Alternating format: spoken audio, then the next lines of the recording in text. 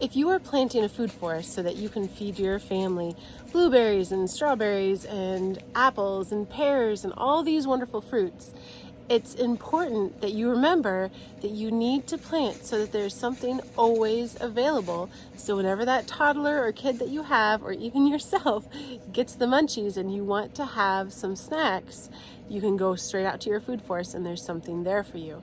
So toddlers, I know, I understand toddlers are voracious berry eaters, and mine especially. So it's of the utmost importance to me that when I plant my food forest or my garden, I have food available for him all year round.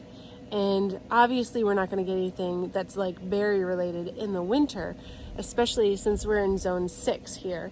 But there is a way that you can get berry harvests and fruit harvests from as early as May, the very beginning of May, all the way until November.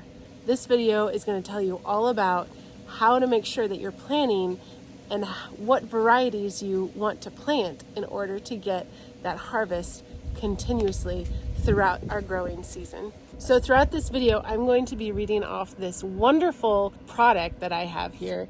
And this is a graph and a calendar and a list of all the different varieties that are disease and pest resistant.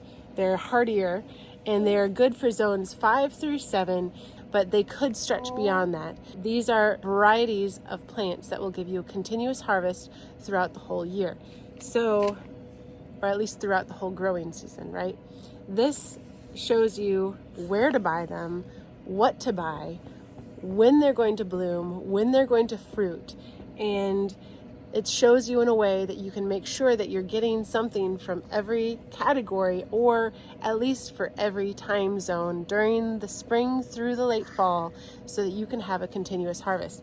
I have a graph for spring, summer, and fall, and they will overlap in a wonderful way so that I know that I'm covered. Something else that I really wanted to account for in this list is that we have several different varieties of things. So we don't just have pears coming into season at a certain time and then there's nothing else, because what if that year was a bad year for pears, right?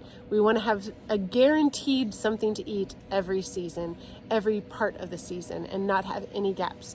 So that means that we're going to have to have a redundancy built into the system. So it's not just strawberries that's ripe at that point, but it's honeyberries as well, or it's raspberries or apples and plums and different things, so that if one thing does badly or there's a pest that comes in and just wipes out something, then at least we know we have something else that we can depend on.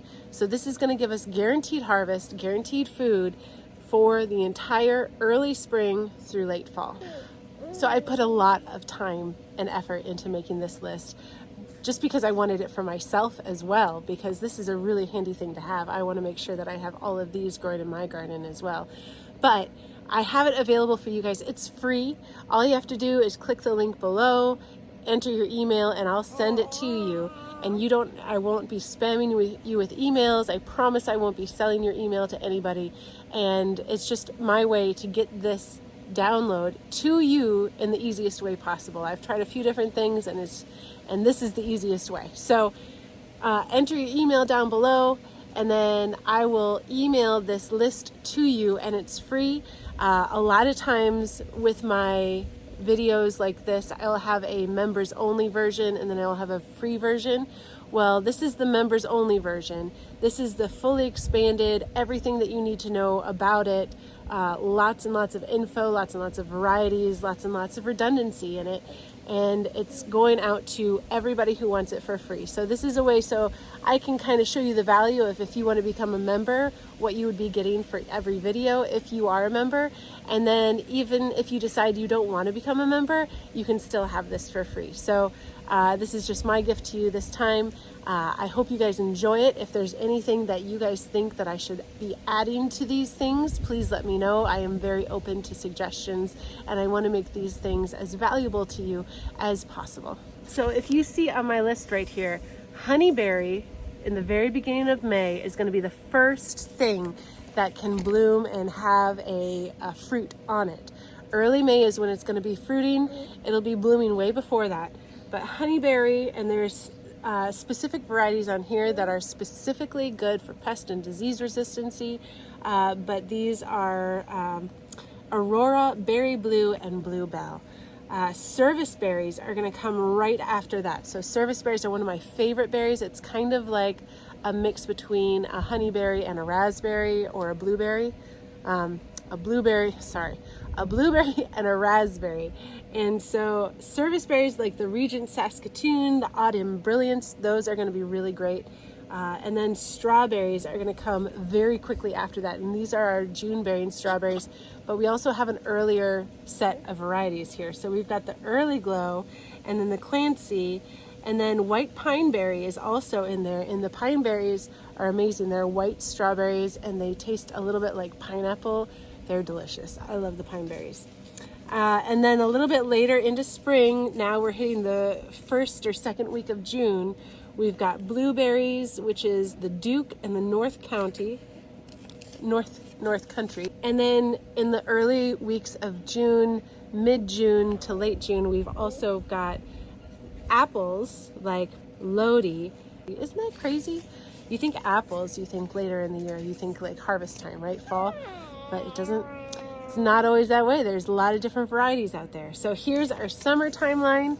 And I've got all of them laid out so that we can see visually very easily what is ripening at what time.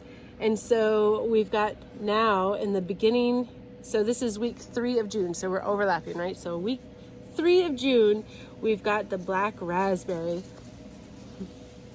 It's my favorite. So Bristol, now we're starting to get into the currant. So red like currant. Contender gooseberry is really going to do really well, or I'm sorry, Captivator gooseberry is going to do really well at this time. We've got lots of blueberries, Blue Jay, Spartan, Powder Blue, Sunshine. We've got strawberries like Ozark Beauty and Quinault. And Quinault is really great because that's becomes an ever-bearing strawberry as well. So you're going to get that all throughout the year. And then we've got the pineberry, of course. Okay, and now also we're getting the bush cherries. And so the bush cherries are one of my favorites as well. It's also my toddler's favorite. He absolutely adores the bush cherries. They're just like regular tree cherries, but they grow on bushes.